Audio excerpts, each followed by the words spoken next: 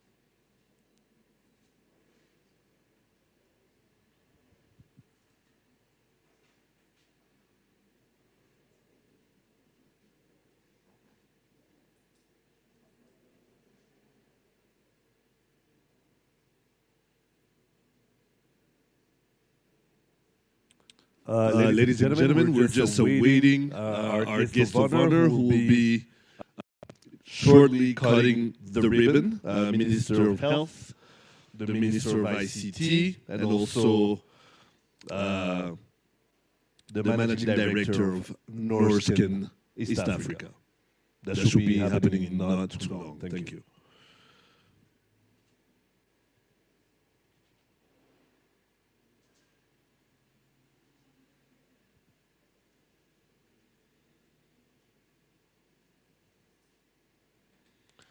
Just a reminder that this event is being live streamed, so we're here physically, but we also have an online presence.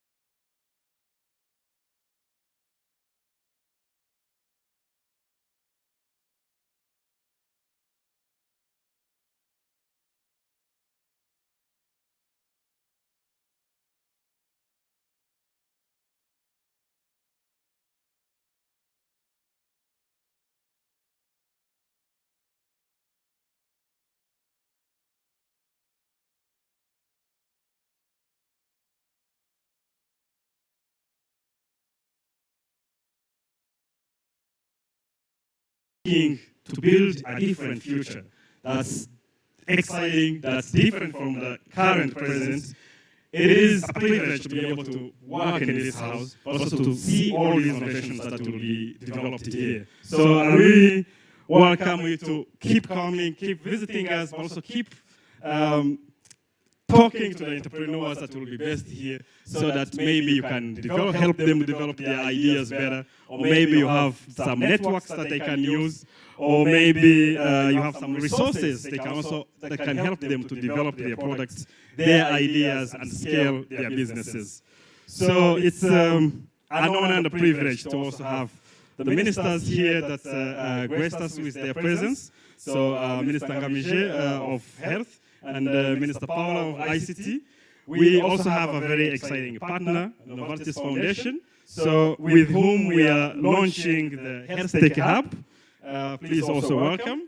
We also have Lord Mayor of Kigali City, so please welcome. We have the ambassadors, the ambassador of Sweden, ambassador of Belgium, and all the other delegates that took their time to be with us today. So we really appreciate, but also we want you to keep coming. This should not be your last visit.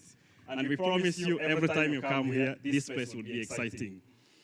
One of the services we'll be providing here, besides the infrastructure, which is exciting, you have already seen the place. If you haven't, please, anytime, feel free to walk around to see by yourself.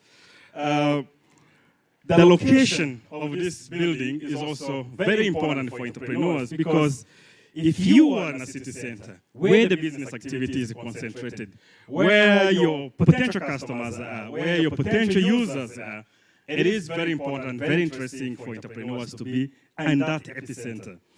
We're also designing this place to become highly connected. So, because we believe that connectivity is very important for entrepreneurs, especially those that are in technology. So we are optimizing this space to be able to help entrepreneurs, anyone who will be working here, to be as productive as they can be. Besides that, think about this. If you are an entrepreneur and you're starting a business and you are based maybe somewhere in the neighborhood of Kigali, we use this analogy of being in a garage somewhere. It is so hard to develop partnerships that you need to be able to scale your business. Especially young people, like we know startups are mostly created by young people.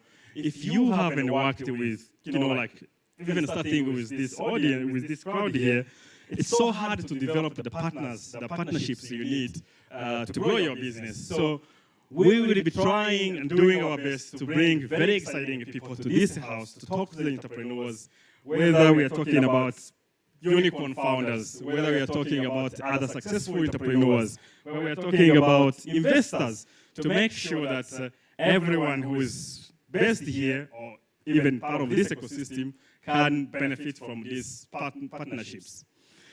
We also have a fund that can invest in some of these startups, but also most exciting, we also have other funds that are based here. So we'll have venture capital funds that will be investing in startups based here as their office. We'll also be having other organizations like foundations. We already have the example of Novartis that will also be working from this space. So it's an exciting mix of entrepreneurs, of corporations, and organizations that work with these startups from not just modern startups, but also startups from across Africa. I can already see we have some startups from the Netherlands, from Ethiopia, from Nigeria, from Cameroon. So please, anyone is welcome in this spot, and we are building it for you guys. So please give us your input, give us your feedback. We want to be as flexible as possible, because we are also entrepreneurs, but of course we cannot know in advance everything needed by the members. So we need your feedback, we need your input. Please feel free to walk around, to criticize, but also to give any constructive feedback you may find relevant for us. So thank you very much. Please, you're very welcome at Norrsken House. Thank you, Pascal. Thank you very much. And now we wish we were in, well, we wish the head of Novartis Foundation and ours was with us today. Unfortunately, with the latest COVID variant, Omicron, she couldn't make it. But we have with us the Director of Digital Transformation at the Foundation, at Novartis Foundation, who wants us to rethink our relationship with healthcare and technology. I got the honor, the pleasure of meeting her, of having a conversation with her. She's super cool. So please welcome our guest speaker, Lucy Sitien. Lucy.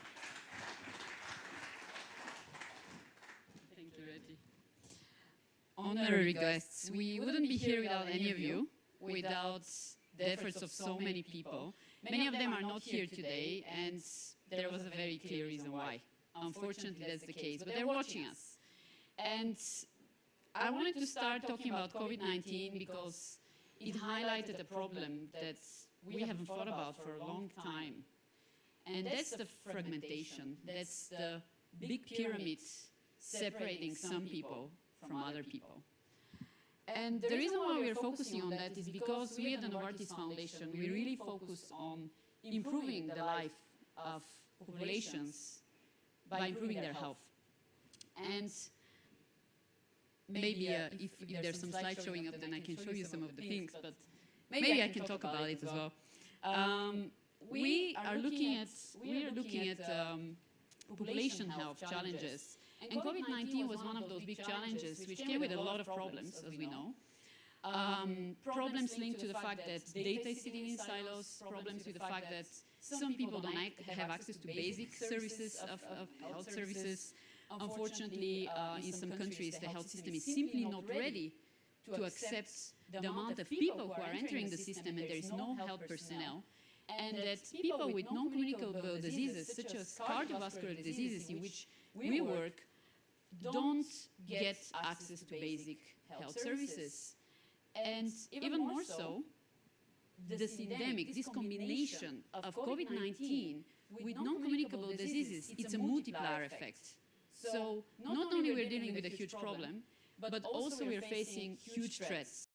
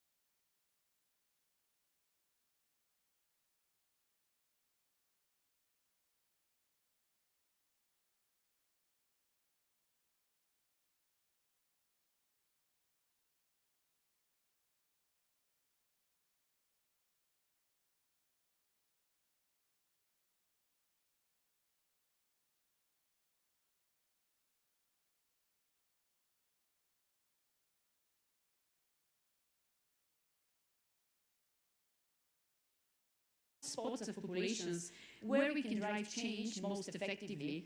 But this is something we can work on together. We can identify which are these hotspots where we can introduce these kind of solutions which can help those populations, A, receive access to care, quality care, and fairly.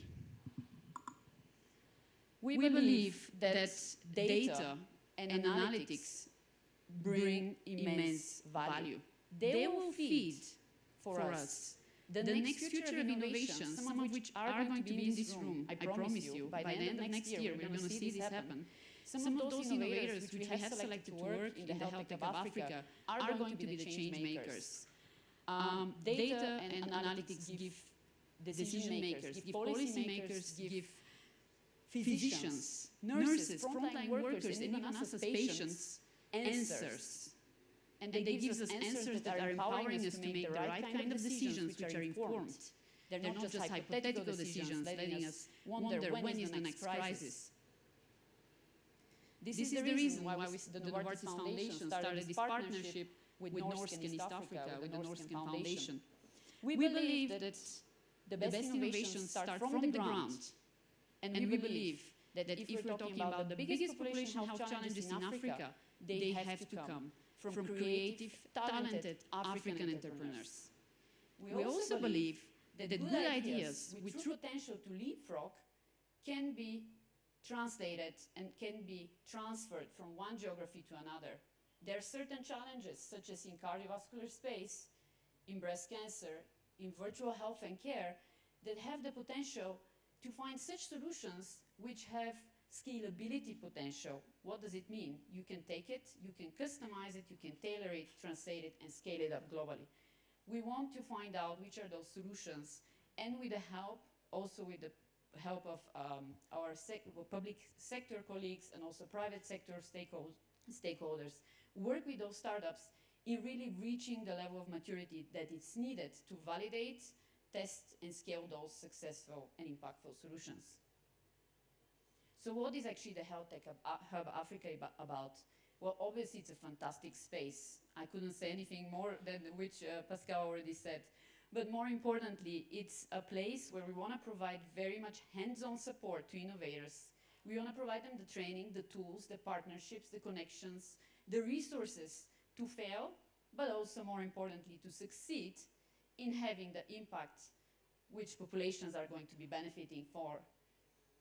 We also want, one slide back please, we also wanting to find those local innovations and help accelerate their speed of development and hopefully scale some of those up beyond their country, beyond Africa potentially.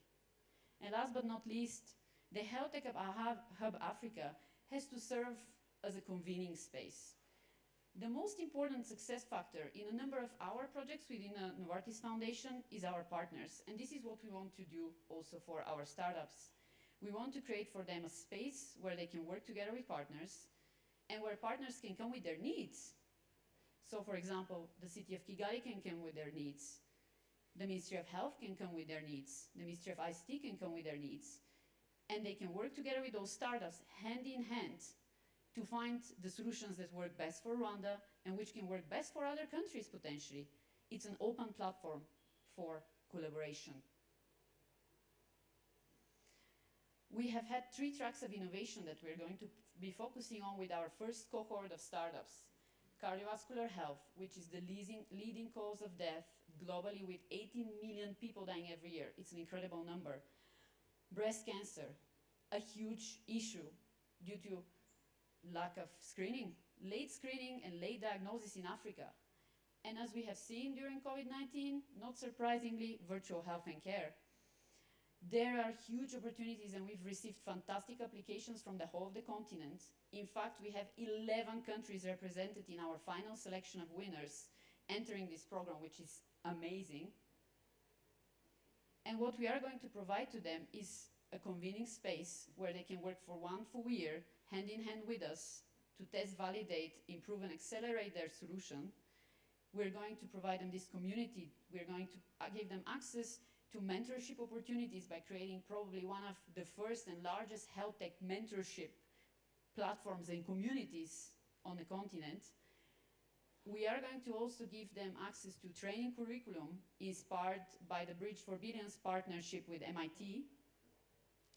And last but not least, of course, we're going to prepare them for investor readiness sessions together with our partners from Norrsken, who have so much experience in building successful businesses with impact. Next year, you will have 2 moments to actually evaluate the success of those startups, but also to come to them, to partner with them, but also maybe bring your ideas. bring your ideas, bring other startups to this community. We will have 2 summits. One is going to be around May, and one is going to be around October. This summit should serve as checkpoints of success and impact. We want to see which of those solutions actually developed, and it's going to be a very big expectation from all these startups to actually be ready for that moment, because investors are going to be in the room, public health professionals are going to be in the room, and of course, I hope to see as well, together with the whole team of the Novartis Foundation, impact on the populations that are going to be benefiting from these solutions. So this is the big numbers that we're looking to achieve. We believe in an innovation method that's hopefully what we are going to be introducing also in the testing, validation, and let's say improvement of those solutions as well. Within the Novartis Foundation, everything that we do follows one simple principle. It's needs-based, it's human-centric, it's data and evidence-based. If you cannot prove, if you cannot test it with the beneficiaries, with the end users, with the people who are actually going to be using this every day, then you're not going to be very successful. If you cannot prove that there is a real data as an evidence in the end of the day, you're not going to, again, prove that you're going to be impactful. And last but not least, if you cannot integrate this solution into the public health system, you're going to have a very hard time in making it, again, sustainable for the long haul. But last but not least, and I'll close with this piece, we're not going to be doing this alone. We're going to be doing this with the support of the local government, with all of you, with partners from across the continent, and all your feedback is going to be extremely crucial in this exercise. So take this as a call, invitation for feedback, invitation for ideas, invitation for best practice and learnings exchange, because this is why we're starting the HealthTech Hub Africa, to have an impact together. Thank you.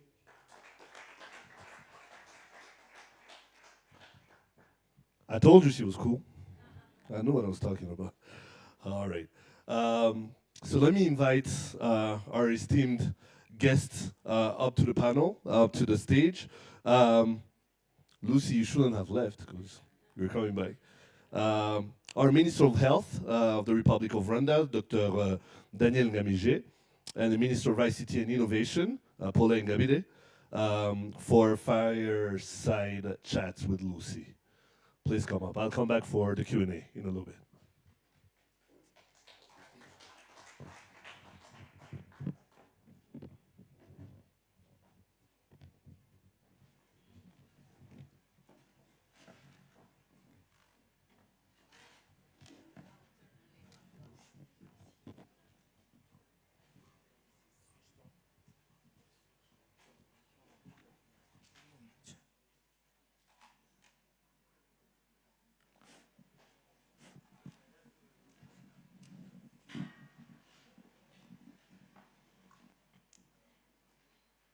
Dear ministers, thank you so much for being here.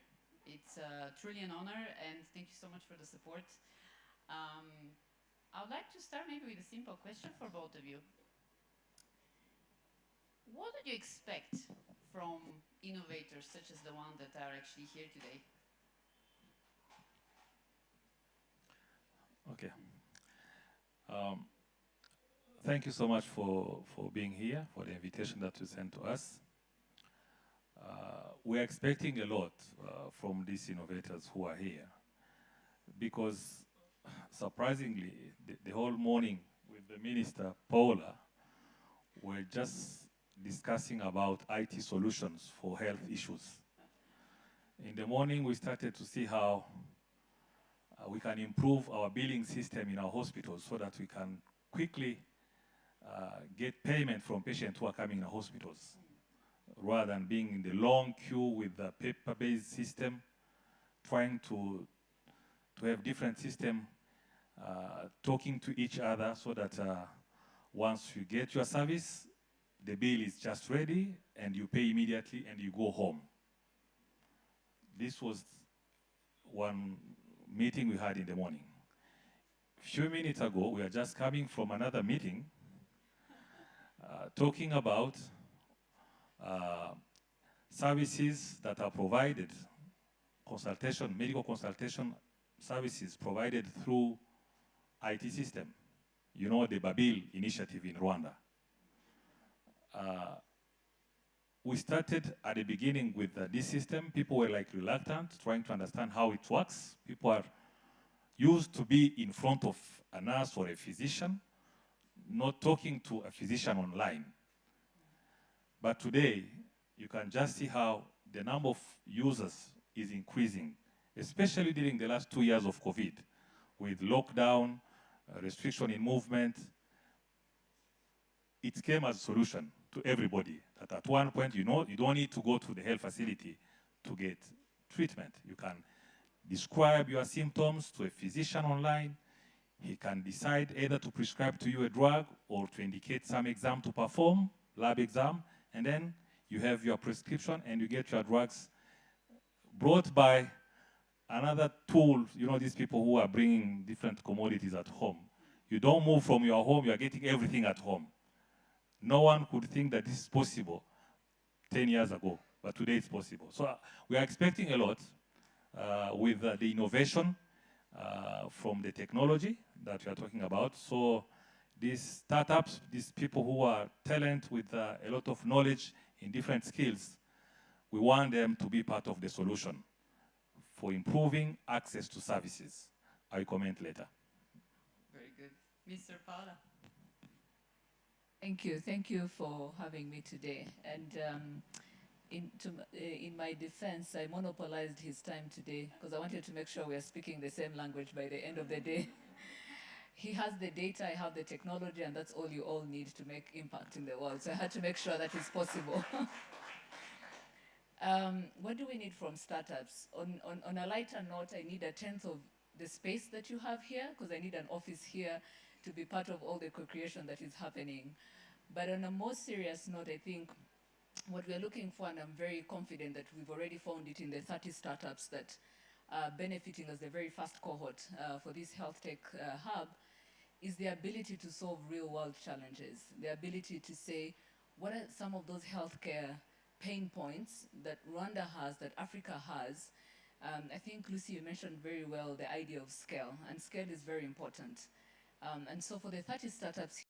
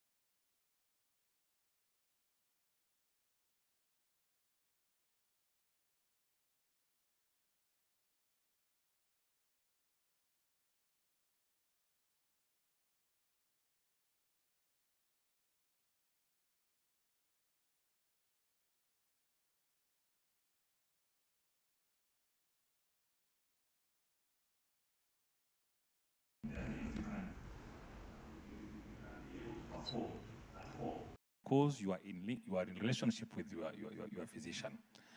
We want that people invest in early detection, as we said in your presentation.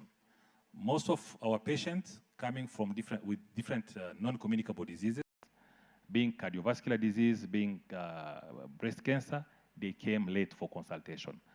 And they could just, by using those tools, to share either images to their physician and get some advices to come quickly for quick assessment and know that probably this is just the beginning of a breast cancer.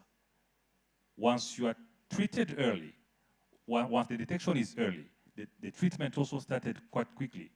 You have a chance of really being cured, at least for the breast cancer, completely.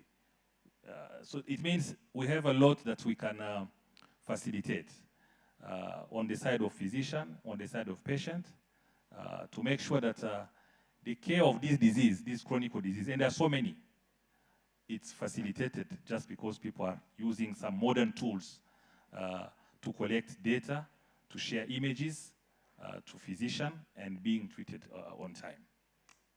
As a follow-up question to that, what impact, if you put a value, let's say, to the impact for you as a Minister of Health that you can getting access and visibility in the quality of care, in the access to care, in all this data coming from these kind of solutions, showcasing you the patient journey from the different stages, what value do you put on something like that? A lot of value. First, we are facing a shortage of doctors in some specialties.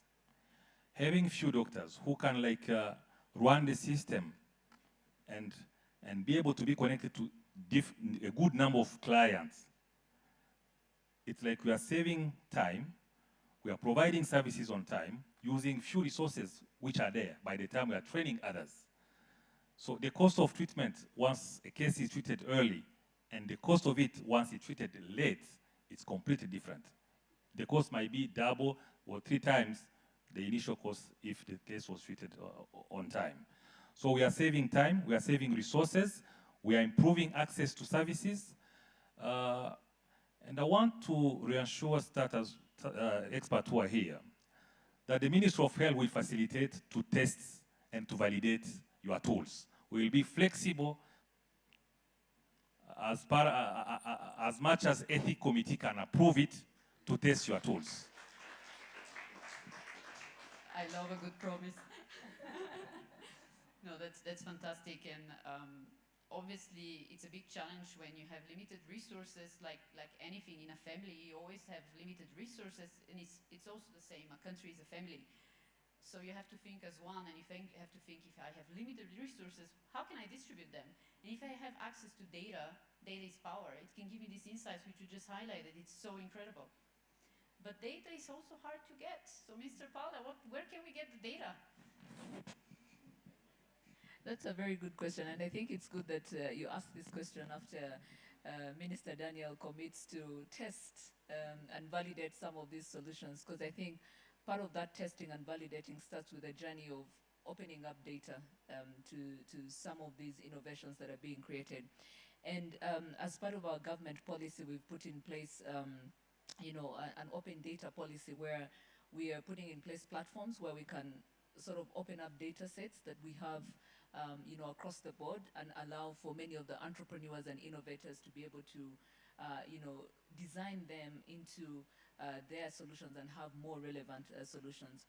Obviously, now that you're talking about health tech type of innovations, I think we also have to be mindful of the fact that healthcare data is super sensitive. And so there's always going to be, whether we're thinking about approaches around anonymizing and aggregating this information to allow entrepreneurs and innovators to use it. We're very lucky that as a country we've put in place, we recently enacted our data protection and privacy law. And so what that allows is a framework through which, for many of the innovations that are using massive data sets around personal data, they will still have a framework through which they can process and collect this personal data, but also do it in a way that empowers individuals to provide consent for their data to be used. but at the same time to make sure that it is used in the rightful manner. So I think even as we think about opening data sets, we're also very mindful of those risks around misuse of sensitive data such as health information. And some of these legislations and frameworks that we're putting in place will help us to safeguard around those risks in a manner that doesn't prohibit the innovators from scaling and building their innovations, but also at the same time allows for innovation to happen. So this is a journey, and I think earlier we spoke about it. There's going to be too many firsts for all of us, for government as well, as we open up our various data sets. And I think what we can commit to is we are going to unlock many of these challenges as we go along. Entrepreneurs and innovators will come to us with different asks for data sets. We'll be able to sit down and say what makes sense through this hub and many others to come. Yeah, and a follow-up question to that, which came to me because as we were discussing at some point with you, often when we think about data and solutions based, for example, artificial intelligence solutions based on data, we often face the challenge of ethics. So, for example, you'd have solutions coming potentially from a Rwandan startup who want to be scaled somewhere else, or another solution from another country which wants to be integrated into the systems here. And it's pretty hard. So, to ensure that you have enough diverse data sets of different types of population, as we were talking about the different socio-economic determinants of health within these data sets, ensuring equitable access and that really there is no bias in those solutions. What is Rwanda doing in this space? Are you working on some policies around that?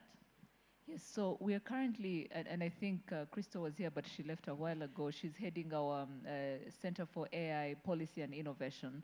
And ethics is at the heart of some of the things that we're already looking at, even as we put in place our AI policy, as we put in place some of these frameworks, which obviously will also benefit from some of the solutions that will be piloted through this hub. Because again, as we build all of these solutions, especially in the digital space, ethics becomes a key thing to really pay attention to. And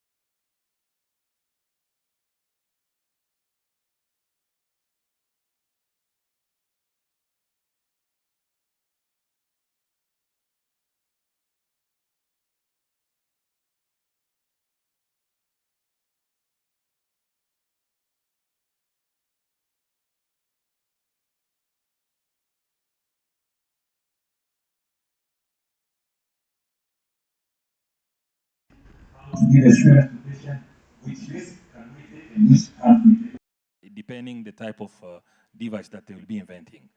So availability of those doctors who can work with these startups, it's possible, the framework is there, and they are really willing to test those new tools, and they are willing to give advices to these colleagues who are interested to come with new ideas in health system as solutions for different health problems.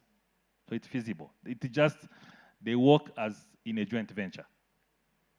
Fantastic. So what kind of opportunities do you then see? You mentioned that you can work with some of those startups. How can they kickstart something like this, with, for example, with a hospital? Can you give an example, maybe? Let's say we are now with a new cath lab here in Rwanda, you see? One of services you want to provide is to install like pacemakers or some devices to correct some issues related to the way the heart is operating. If any startup want to think about how at home someone can be collecting information the way the pacemaker works, so that if there is any small trouble, he can alert his physician.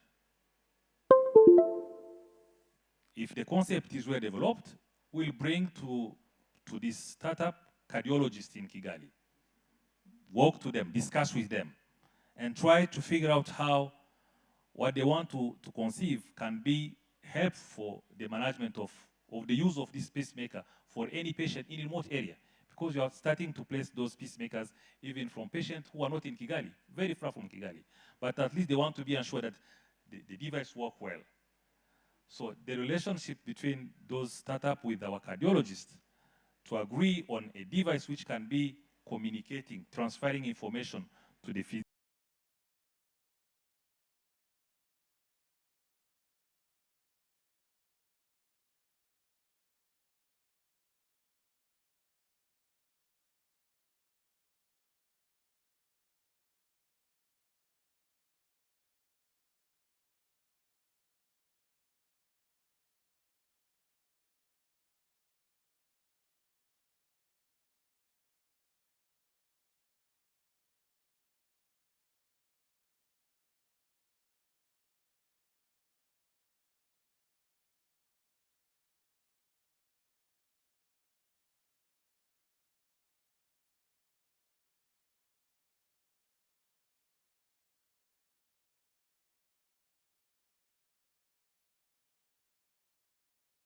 Creating viable solutions like the ones that we actually need in the real world.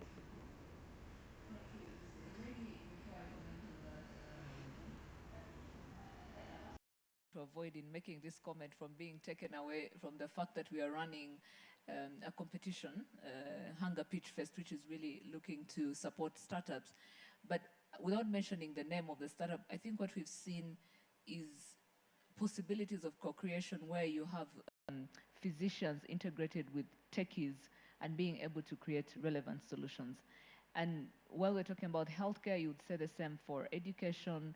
I mean, if you don't have someone with some pedagogical expertise, it may be even difficult in the kind of EdTech solution you're going to put in place. So I think the question you ask is very relevant, even for many of the health, the 30 startups that are really benefiting from this program.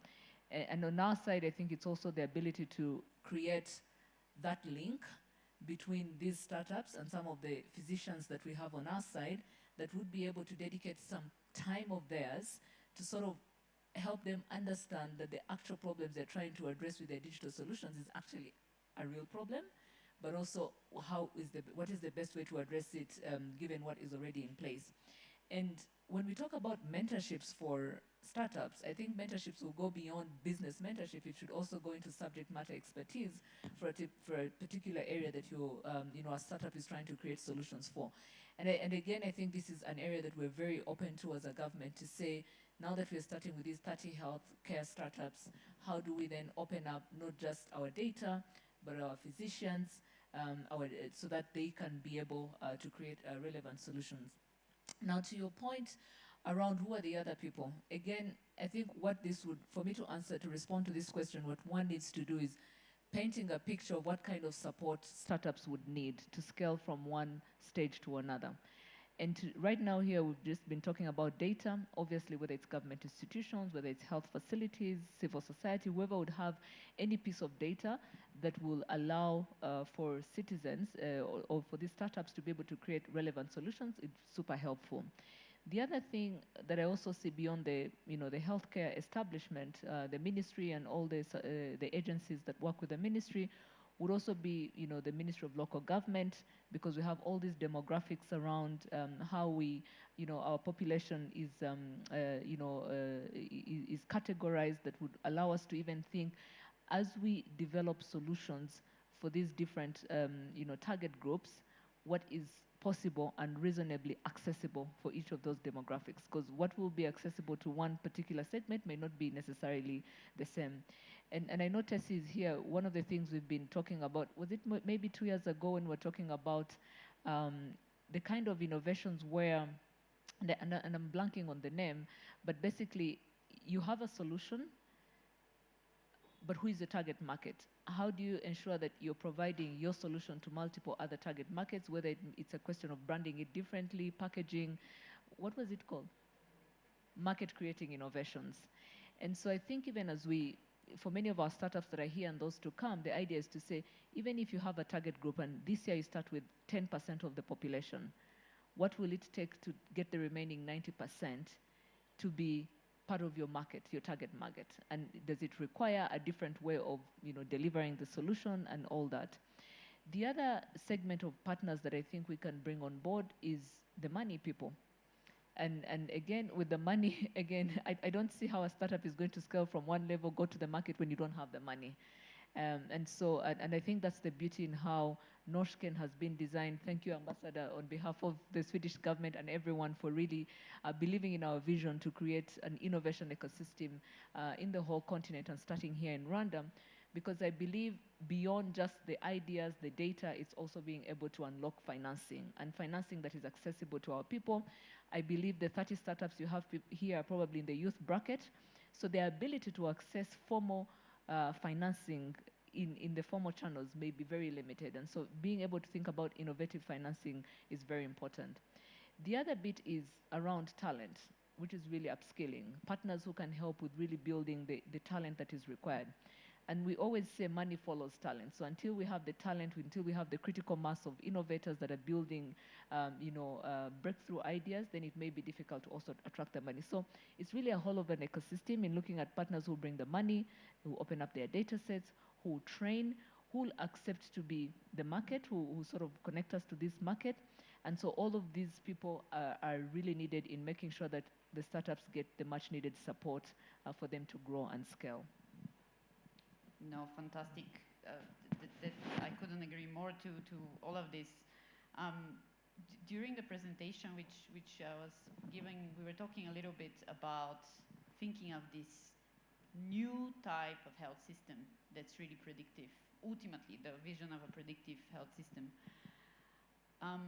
In your experience for Rwanda, now during COVID-19, digital transformation, I'm sure, came quite a lot on the agenda, and it just accelerated everything. And it's a question to both of you. What are some of the learnings that you took from this very, very hectic, unfortunately for everyone, period, which you can take forward in the future, and which you can also maybe advise those startups on thinking about when they are developing their solutions so that they're future-proof? At the time of COVID, we came to learn that we can innovate with some tools for awareness campaign in our populations. We used drones, which was a new tool to communicate to our population. It brings a lot of people to come and listen the message, and they consider it a very valid message coming from the government with this innovative tool. It's a special tool. In the village, to see just a drone came in with the message, it's unusual. They used to see a small pickup with these kind of things, the traditional ones. Now, you have a drone on top of a market full of people, giving message, wear your mask. We, we can watch you that you are not wearing your mask properly, then they can adjust. You know, then robots at the airport and elsewhere. So innovating for increasing awareness of our population for the specific disease, which was completely new, it helped. Again, visualization of data. We use to convince decision makers, those tools, in a simple way. Images are there, and the image, they talk easily, and you can decide quickly. You see, so these are things that we're expecting from these entrepreneurs to develop tools that can really help to produce data, to analyze data, but also to computize data in images, messages that are very easy to understand, to bring decision quickly. You see, this is important because at the end, you develop things at one point to be used, to be consumed, or to be agreed as a new strategy or a new way of doing things by policymakers. So I think it's very important that people who are here, they should understand that at the time of COVID, we're just able to use to benefit those new technologies. And when we're like tracing people who are positive, we use a lot of technology. We could easily know where some people are, contact people are, and trace from different tools that we're using. So we need to take advantages of these innovations as we respond to actual challenges, but also future challenges in health. That's why we're saying it should be predictive health system, anticipating with innovative solution for problems that we can even anticipate. No one was aware that at one point in 2021, we could just stay at home for 45 days. No one could anticipate it. So we should really having a system and tools which can anticipate some unusual health issues that we faced with COVID-19. Thank you. Mr. Paula, what are your thoughts? So a couple of things, and I do agree with what Minister Daniel has raised. Again, I think what COVID has told all of us is that necessity breeds invention. But also, it was very clear, and I think this, like any other parts of the world, that because there was a necessity, even the ability to innovate very quickly and iterate and use these solutions was there. So we didn't wait for a solution to be perfect. And this brings me to my next point, where simplicity is everything. I think sometimes when it's convenient and we have everything it takes, there's no pressure to go to the market and competition, you may take all the time you want to really have a perfect solution that you put on the market, but the opportunity lost when someone else comes and delivers, even if it's not a fully thought-through product, is something that you can never be able to gain back in time. And I'm really hoping that even as we go forward, even for most of the entrepreneurs and innovators in our midst, even for us as policymakers, there's so many policies that we had to turn around very quickly that I'm like, these are things we need to learn, that let's live like we're in a crisis on a daily basis to prepare for future crisis and to be in a better position than we were in. The other thing is obviously what was very evident is that for Rwanda, while we benefited a lot from some of the infrastructure investments that we had made 15 years ago, I think it was also evident that where there were gaps, we still had, those gaps were exacerbated over time. And what it tells us is those continuous investments that need to be made urgently in infrastructure, in leaving no one behind, in making sure everyone has the basic infrastructure in place the same way. And I was joking with some of my colleagues, I'm like, the same way you go in any part of this country and people have water and electricity, we need to make sure people can access internet, very easily, and it's not something that is left for a very few. And so we're not just talking about accessibility, we're also talking about affordability. The third point and the learnings we're getting from it is there've been so many gains. To Minister Daniel's point, there was always this, the aha moment when a robot was deployed somewhere and was testing, vitals, or you had a drone, hovering over community. And I think what it helped us, especially for us in the digital sector, was the fact that we're now doing less of the preaching because there's so many converted people. Everyone now understands the value and need for technology. Today, the amount of digital payment transactions has grown tenfold, thanks to all the policies that were put in place to ensure that people can pay digitally. All you needed is the USSD, basic technology to do that using mobile money. But how do we make sure that when all of this is behind us, we don't go back to normal ways? I know everyone is overwhelmed with virtual meetings, but they need to be integrated somehow. Remote working needs to still be a part and parcel on how the future of work is going to look like. Well, we've probably gone to 0 to 100% in just 18 months, but I think what we want is to say this hybrid way of working, hybrid way of learning, hybrid way of doing things, how do we make sure that we can sustain the gains?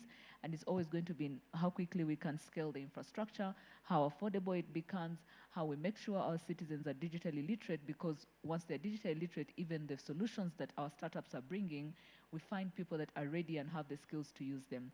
So there's been really so many lessons that we are learning from this, and calling all of our partners to make sure we are scaling as much as possible so that we don't lose out on the gains that we've been able to achieve in these 2 years as we dealt with COVID.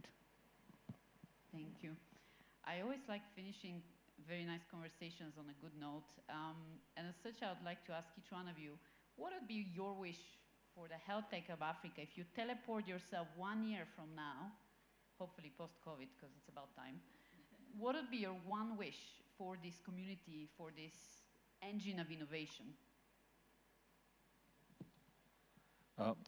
My wish is that in 1 year, we are able to watch some output of what they will discover. The framework is already in place. You have, they are there, funders are there, or are willing to be there, policymakers we are there. So it's like they have everything to prove the concept, and we are ready to facilitate. So I think that in 1 year we should be here with, giving testimony of some practical solution that were developed and already implemented in some areas, including the health sector.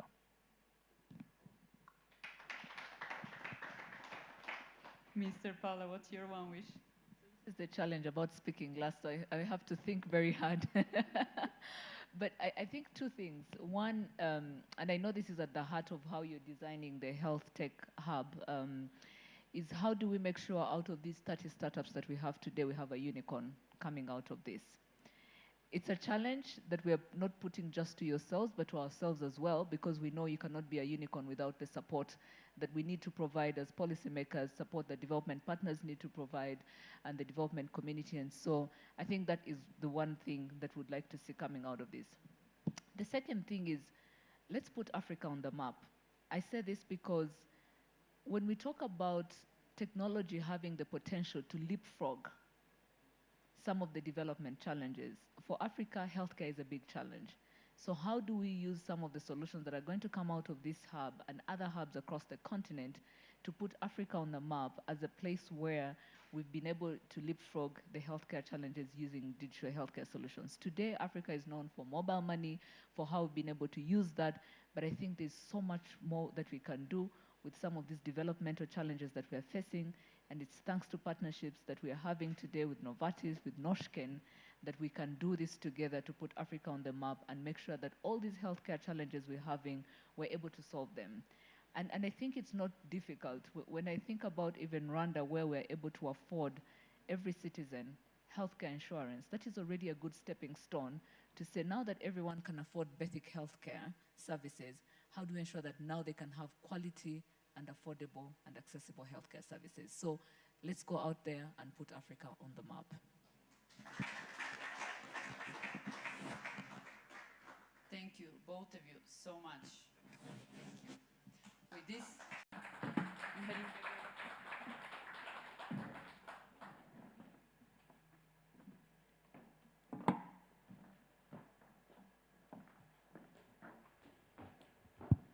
I think they deserve a bigger round of applause. Let's give them another one. And I think I gotta start watching out for Lucy. She might be coming after my job. She's You're doing a fantastic job. I'm worried now. Okay, so we should have done the ribbon cutting at the beginning of this, but time was not on our side. And since we do not want to, take too much time out of our guest of honor, let's do the ceremony now. So Pascal, if you could please escort our guest of honors for the ribbon cutting ceremony. We'll be watching it here for the rest of us on the screen right behind me. Thank you.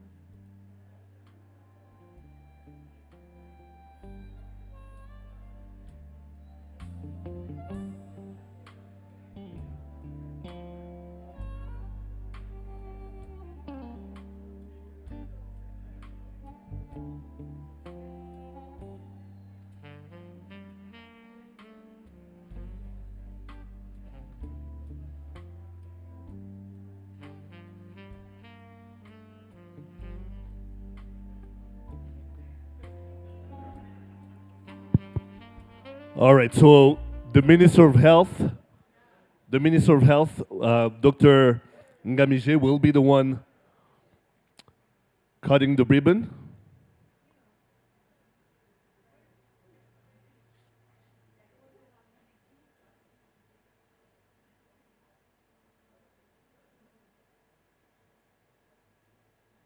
Or maybe both ministers, I'm not too sure. That's it. Okay. I'm just reading what's written here.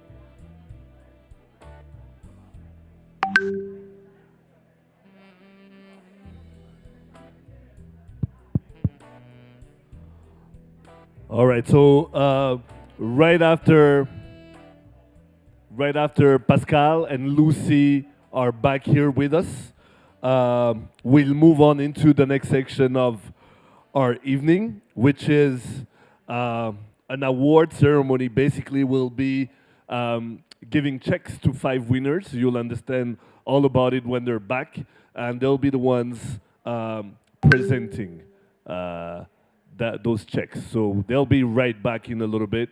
You can mingle in the meantime. Thank you.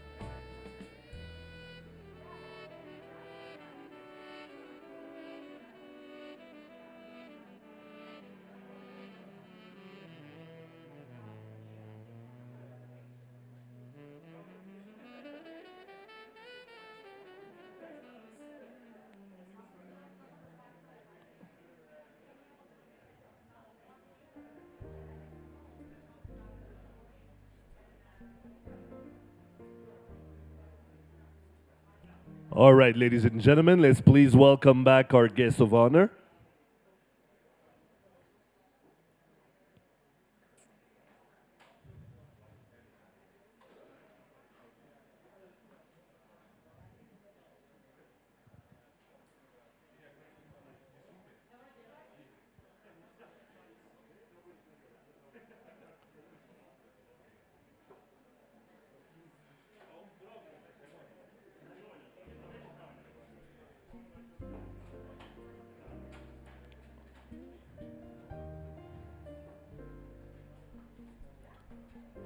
All right. Now, without further ado, the next section of our evening, it's a HealthTech Hub Challenge.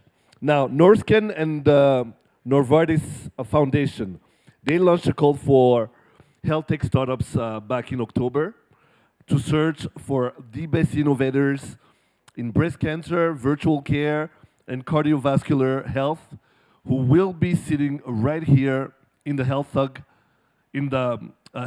Hub Africa. After a rigorous selection process and a pitch competition, they selected the top 5 who not only get to sit in the house, but also have received a cash prize. How I wish I was them. All right, now, I'll pass on the microphone to Pascal. And also Lucy to take care of the next portion of the check awarding.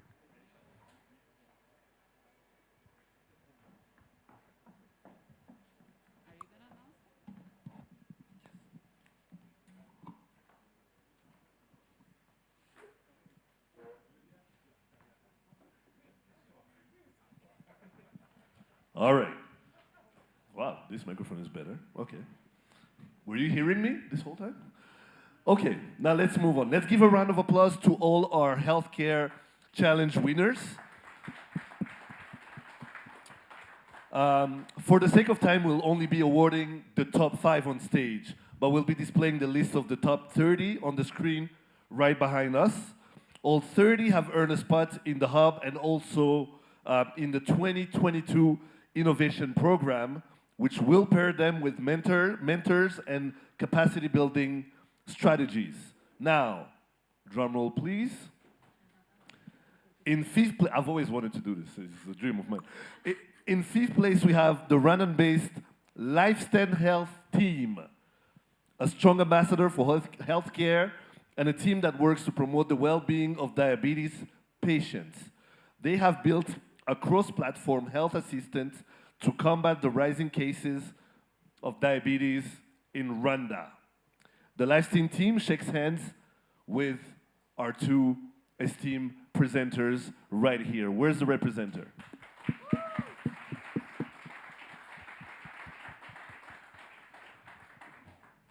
That's a big check too. It's not just.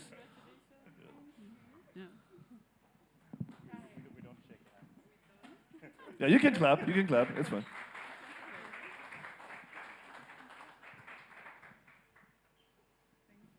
Wow. Congratulations. Congratulations to Lifespan. And now, the 4th place is awarded to Afia Pharma, who has built a pharmaceutical e-commerce platform that will enable patients to get 20% of their medication at home. They're based here in Rwanda as well. Go, Rwanda.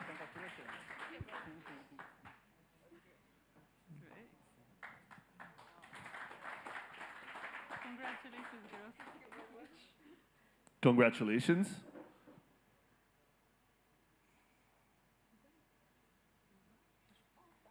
You better smile like it's 10,000. They're not too sure if they should take it or not. I can help you carry it.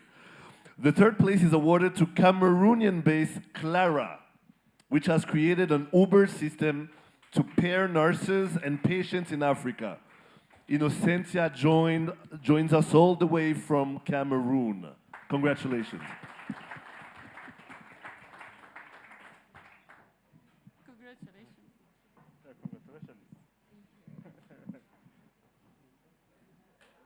Wow. All right.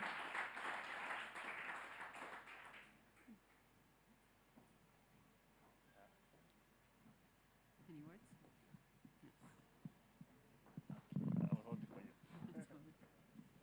All right, hello everyone. I'm Innocencia, CEO and founder at Clara. I want to thank everybody, and I want to thank especially the people who have been able to make this happen on behalf of all of the patients who are going to benefit from the care that we are going to offer because of these funds that we have won today. I also, on behalf of myself and all of the persons that are in Clara, want to be able to say thank you, because this is going to enable us to reach out to the people that we were unable to do before because we did not have the available funds. And finally, for my fellow pathfinders, for those who have won cash prizes, for those whose ideas are still on the drawing board, for those who were shortlisted, for those who were not shortlisted, I want to thank you for being courageous. I want to thank you for taking responsibility. This is what we do every day to be able to bring about a change in Africa. Thank you very much. She's another one who's comfortable in front of people. I'm worried. I'm really worried. Give her a hand of applause. There you go. Congratulations, Innocentia. Number 2, we have the HealthTech Africa, which created an app for cardiovascular clinics to manage cardiovascular diseases using patients' data. Unfortunately, they couldn't join us today because of the new Omicron variant, but we are sure they have our celebration digitally. Do they? Technical team. I can take the check. I really don't mind. Or maybe we move to number 1. We'll come back to them whenever we can get them. Okay. First, drum roll. The first reward goes to Insightly, a teleradiology and AI platform that democratizes access to medical imaging diagnostics teams. They're represented here by Frank.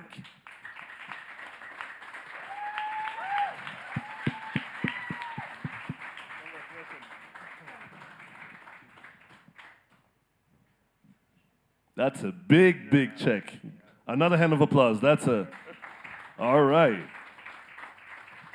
I think it's also important to precise that it's a Rwandan startup. It's a Rwandan startup. Okay, all right. Fantastic. Thanks, everyone. As you can see, we are initiative. We are glad to be among this HealthTech Hub. Those who don't know what we've done, we've built a radiology system powered by artificial intelligence, and we are allowing medical imaging specialists such as Dr. JJ Jajnak to be able to diagnose patients remotely and be able to detect life-threatening diseases earlier. And we've built a state-of-the-art system that puts patient safety first by encrypting the access to the system and supporting a diverse range of modalities such as CT scan, MRI, and ultrasounds. And we believe this support will help us pilot our system in public hospitals in the next few months. Thank you. Congratulations again, Frank. He came dressed ready. He knew he was winning. All right, Lucy, thank you for doing the honors. Pascal, you have to wait a little bit. I'm sure there's someone you would like to bring up before you give us a last word. Thank you very much. I think it is very fantastic to be with this group of entrepreneurs, because these are the people that every day wake up every morning trying to build solutions to the problems we have in healthcare. So I really want to congratulate each winner, but also everybody who did not necessarily win a cash prize, and everybody who has applied to this challenge. And with that, we're almost coming to the end of our evening. But I think it's also important that we give a microphone to the audience. So if anybody has a question that you want to ask, let's say our guest of honor, or to me, or to Lucy, or any comment, please feel free. This is your time. This is your opportunity.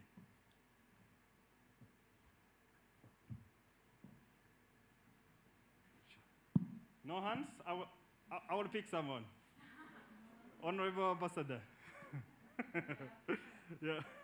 Please come forward. Ambassador Johanna of Sweden in Rwanda. Thank you. I mean, everyone, congratulations. I'm so thrilled to be here today. I think it's absolutely fantastic. I was following Norrsken back in Sweden long before I came here, and what really made me happy was that Niklas founded Norrsken because he wanted to contribute to a better world. And it really sends a strong message about the power we all have and what we can do when we decide to use the capacity that we have inherent in ourselves to make change. And at scale, and focusing on impact investment is really the best way forward, I would say. It's the power of effective altruism based on values as solidarity and togetherness and coming together. I think that's fabulous. But also wanting to contribute to change, Norrsken chose Rwanda because here change is happening. And it says something about the drive and the capacity and the support from the government, but also what's happening when it comes to the transformative agenda and the focus on entrepreneurship, innovation, digitalization, etc. And then coming to the point that the focus of today, the health area and Novartis and the collaboration between Norrsken and Novartis, I mean, it couldn't be at a more timely place, and I think it's something that we have learned during the past year and a half, painstakingly, is that this is what is needed, innovation in the health area and the health tech area. So it's fabulous. But I think, I mean, being bold and being brilliant, which this is, that's all great and that's all very good. But something that's even greater is doing things together, supporting other people to grow and to realize their dreams. And that's where real power lies.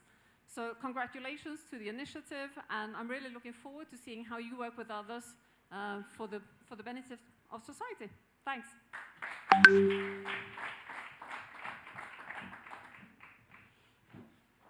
Anyone else? Thank you, Ambassador. Any comments, any question? Okay, yes, please. I'll bring you the mic, or you come forward. Okay. Yeah. Hi, everyone. My name is Hamza Katende, and I'm representing Global Preeclampsia Initiative. I'm from Uganda, been here for 2 months.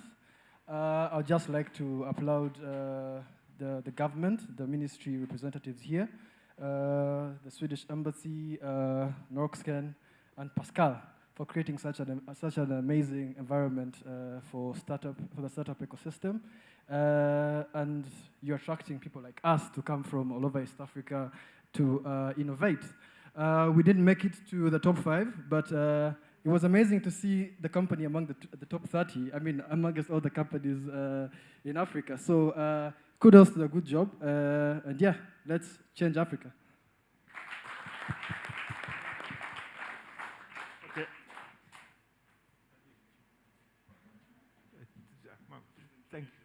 Thank you very much. I'm Dirk Dupré. I'm the representative of Enable, the Belgian development agency here. In fact, I came in this place when my children were small, when it was still a Belgian school, and it's great to see this evolution because it's a growing path. And well, we mentioned in the beginning a lot of COVID, and COVID showed a lot of inegalities. It showed also the discrepancies, the fact from even if we are talking about solidarity, well, we have the reflex to think first of ourselves, which is maybe human, but it also shows somewhere a need to have a more equitable capacities all over the world. And I'm thinking we're starting now well, we have a team here working with the Ministry of Health now also with support of the EU funding to work on these manufacturing vaccines and medicines. And I think, well, maybe COVID is a good wake-up call because maybe it's creating a lot of opportunities and initiatives like this, which are going also broader than Rwanda itself, but looking at Africa, it's really coming as a perfect timing, even if it's, maybe we saw it as a constraint, but maybe we can make this constraint a leapfrog, helping us leapfrog forward indeed for changing Africa and to build a fair world. So I think this is really a great initiative because it's building on initiatives which have been taking place in Rwanda. We have the Carnegie Mellon University. We have this investment in a long-term vision of bringing forward and changing. So I really think I congratulate Norrsken for the initiative, and I'm very happy that we're starting with health, because indeed even the health sector is changing with the changing of Africa, with new medical disease and all those new ways of bringing services to people. So absolutely, thank you for the initiative, and thank you also for inviting us. And we really look forward to connecting further, because I think there are opportunities to work together. We're all talking development of changing, also going beyond aid and looking much more, not only in government, but also supporting private sector. So initiatives like this, I think we really have to understand how we can be a partner in this and help you leapfrog even further. Thank you very much. Thank you very much. Really appreciate it. I would like to acknowledge the presence of a very prominent African here by the name of Vusi Tembekwayo. I hope I'm pronouncing it properly. He is a South African investor, philanthropist, author, and also an entrepreneur himself. Do you want to say a word? Or just to say hi? Come. No, please. Welcome. Unbelievable. Good evening, everybody. He came to me and said to me, would you like to say a thing? And I said, absolutely not. Minister's ambassador, and to our hosts here, great work. For some of us, evenings like today are not just an evening, they're a culmination of years of work. For others, decades of commitment. And even sometimes at the frontier of negativity around the world, there are some of us who believed not only that Africa can produce these solutions, but Africans themselves can do it. What's been required, and I'm so glad, Pascal, about the work you're doing and what you're modeling for the rest of us, is that it requires true partnership, real partnership, meaningful partnership that centers not only around, in the world I work, of allocating capital, but also around finding talent and scaling talent to bring real hope to the people of this beautiful place we all call home, this continent called Africa. And so we do a little bit of it in our firm. We're an impact investment firm, best in the continent, both last year and this year. And we're in 6 countries in the continent, and what I see every day is young people who refuse to see the future of the continent written in its history books. They're fundamentally disconnecting what was from what could be. And Madam Ministers and Mr. Minister, I wanted to say to both of you that as an African and a South African, I'm not sure that you are aware of what you represent to us Africans. What the Rwanda example says is possible to the rest of us across the continent. So I didn't want to say anything. I came dressed in my Michael Jackson leather jacket.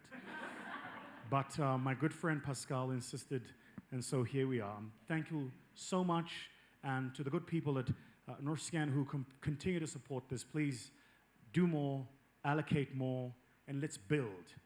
We have a beautiful continent, incredible amount of potential, and there is more upside than there is downside. And I think if we take the right kind of lens, we do the work, we collaborate, we work together, I'm very excited about this final frontier market. Thank you very much. Scott. Thank you. Yes, we have another comment. Thank you, Bruce. It's an honor and a pleasure to have you on this stage. Yeah, possibly I could step to the front so that I'm visible to everybody. Yes, please come forward. Could I be on the stage? Thank you. Yeah. Yeah, Minister Daniel, Minister Paula, Your Excellency Ambassador, all guests present. My name is Dr. Mweti Makadimo. I'm here representing Novartis East Africa and Novartis Sub-Saharan Africa with a message from our region head for Africa, Racy, as well as a cluster head for East Africa, Anthony. I think start by congratulating all the winners for sort of showing that it's possible to provide solutions that change the course of healthcare within this part of the world. And I think there couldn't be a better demonstration than what we've seen this evening. We've had it for ourselves in the Fireside chat where we heard from the ministers in terms of the potential there is and the willingness to adopt innovative solutions that will take the course of healthcare forward. And as Novartis, in line with our mission to reimagine medicine to improve and extend the lives of people, we're looking forward to all the strategic partnerships that we can bring on board. Speaking from Novartis East Africa, where I had public affairs, strategic partnerships and programs, we're looking at, and this afternoon, having had an opportunity for conversations with some of the partners that we're working with in this country, we're looking at seeing what we can do more. What we can do more to go beyond the pill. Yes, we are a pharmaceutical company, but we're looking at innovative partnerships that will help us transform healthcare systems, because we know that our medicines are only as good as the health systems that deliver them. And we recognize that innovation is one of those things that will help us to speed and accelerate the transformation of health systems. So I think mine was to sort of deliver that message on behalf of our region head for Africa and our cluster head for East Africa, and reinstate our commitment as an organization to see that we are in this together. And in line with the universal health coverage mantra, as Novartis in East Africa, we are saying that we are leaving no patient behind. And I believe through these kinds of innovations, we shall have an opportunity to partner across board and leave no patient behind. So thank you once again, and congratulations to all the winners. And I want to congratulate the people of Rwanda for sort of getting the opportunity to host this HealthTech Hub for the continent. And we believe out of this, we shall get solutions that will bring transformation. So thank you all, ladies and gentlemen. Okay, I think we're coming to the close. And, okay, we take one more comment, then we close, and it's getting late. We can have maybe some refreshments, maybe some dinner, or maybe some music. So we'll take one last question. It's not a question, it's a comment. Or comment. I thought I represent the women. Thank you very much for your time. My name is Rahel Boon. I am based in the Netherlands, originally from Ethiopia. I have an incubation center and a sport tech analysis center in Ethiopia. The reason I actually came up is because I was so amazed by the ability of Pascal to connect me to the right people. The Dutch embassy that's supporting us to be connected to the right people. Most importantly, the country's vision to actually help the continent to be in an ICT sector related. Because when I started 12 years ago in Ethiopia, convincing a Dutch investor to start a software outsourcing center in Ethiopia, everybody was laughing at me, and it took a while for me to make profit. But I believe engaging with private sector engagement is the way forward, because aid-dependent work of Africa should stop. We have to invest in entrepreneurs. We have been able to work with about 200 small and medium enterprises in Ethiopia through training, coaching, mentorship. And I see there is some way that we are now working together. Even in Ethiopia, I work on my own, everybody else is working elsewhere. So that's why I'm so happy with Norrsken to say, okay, we are connecting every stakeholders. We are breeding the talent that's needed for the continent. I'm very grateful for the opportunity, and we're looking forward to start our innovation here. Thank you. Thank you. It will be a pleasure and an honor to have you as one of the entrepreneurs in Norrsken here. Yes. One last word from Lucy. I think we can almost close it, and I just wanted to share the wish from the Novartis Foundation side. So our hope and our wish is that, first of all, we see the impact.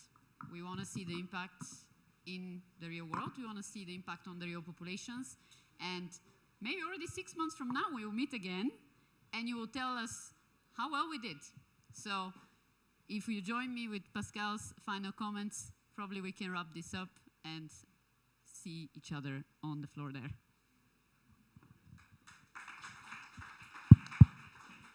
All right. Give them a hand of applause. And how smooth is Pascal? He's bringing up celebrities.